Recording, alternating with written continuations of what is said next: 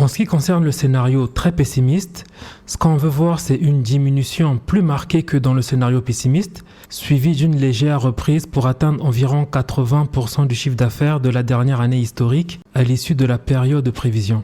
Donc, autrement dit, on veut voir une baisse de chiffre d'affaires de 20% par rapport au dernier exercice historique.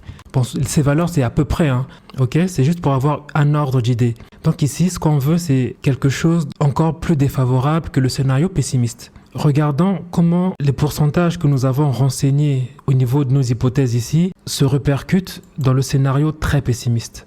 Regardons l'évolution du chiffre d'affaires. On voit qu'on a une baisse de 23,4% ici au cours de la première année prévisionnelle.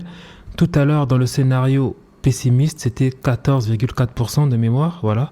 Donc là, vous voyez qu'on a une baisse beaucoup plus forte. Ensuite, on a une baisse de 0,2 en deuxième année.